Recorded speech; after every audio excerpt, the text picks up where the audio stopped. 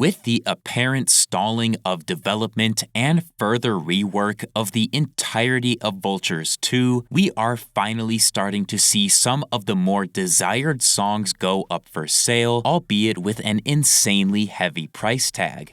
I love leaking! So yesterday night, we got the official opening of a GB for Melrose, which is by far one of the most highly coveted and praised Vultures 2 songs pre-May 3rd rework.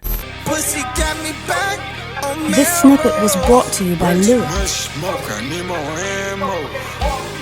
This snippet was brought to you by Lewis.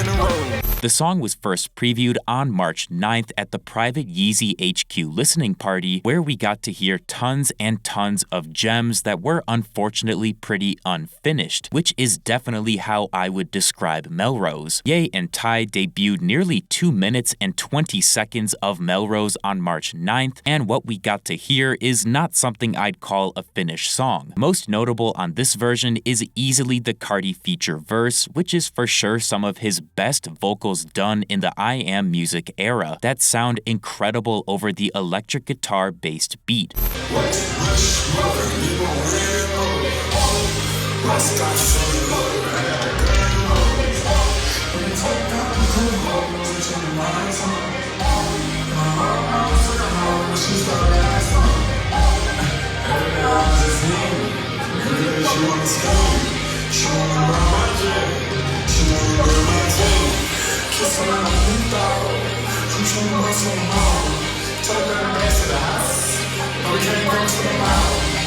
Prior to this, on the song, we run into a few issues with the less than desirable Kanye mumble portion. Now, it's not 100% mumble, but I definitely would not be calling this finished vocals by any means.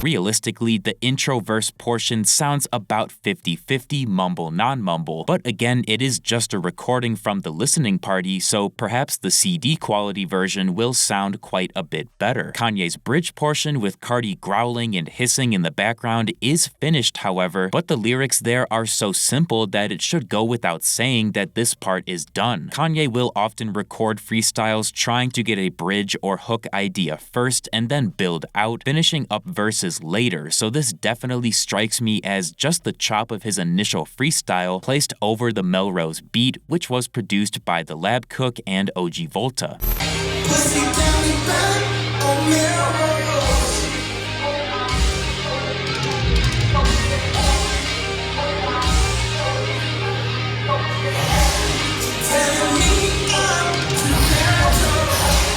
And it wouldn't be a Vultures song without the other main duo member, Ty, who we only got to hear a tiny little bit of on March 9th. I do, however, believe that there's probably a lot more Ty vocals present on the song that were not previewed at the private LP, since Kanye only played 2:20 then, and we know the full song is actually 3 minutes and 20 seconds. Just in case it wasn't clear already, the version of Melrose Lewitt is selling is the exact same one we have recordings of. So clearly there's a lot more to the song that we haven't heard yet, which could consist of more mumble Ye or finished Ty.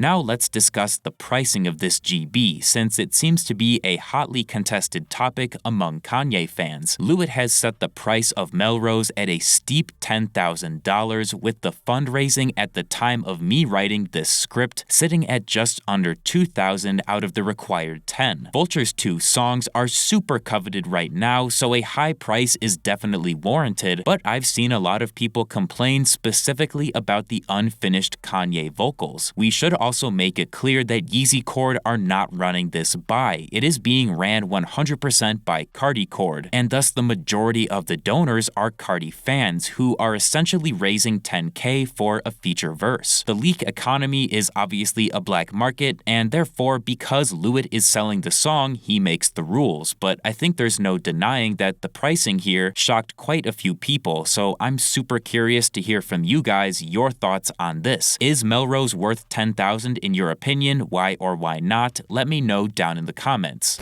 Additionally, yesterday we saw the Yeezy Tour venue scouting team make their way over to Napoli, Italy in order to meet with an Italian concert promoter to discuss organizing another Vultures LP. This team consisted of Aus Taylor and Jake Cacheta, as well as Dan McCartney from Kanye's touring agency 33 and West, who all met up with Giuseppe Signorello, who is a concert tour manager in Napoli. At this point, we've seen Aus and Jake make their way all around Asia, and now it seems Kanye is expanding his consideration to Europe. So my big question is why he's gone so cold on North American venues. It's possible that after Cara Lewis and the 6 US show meltdown, he's just soured on that prospect, or perhaps international contracts yield better profits, like in Moscow, Korea, and now Italy. Regardless, Kanye is constructing what seems to be a pretty high number of subsequent shows, so I will be watching curiously to see which location he picks next.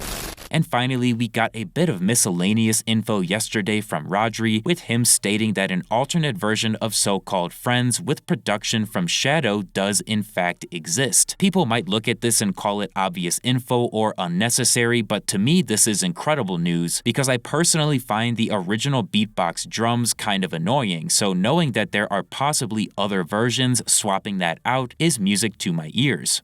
Mixed little bitch like 31 flavors, yeah. Take it to the room, girl, let's get naked. I know a hater get chills. I just left Beverly Hills. Took a little bitch to Rodeo. Spent a little bitch like a Drado. Now niggas all in their fields. I was legit, I was keeping it real. Thank you guys so much for watching. If you enjoyed, feel free to leave a like and subscribe to my channel for more videos like this, and let me know down in the comments if you will be donating to the Melrose Group buy.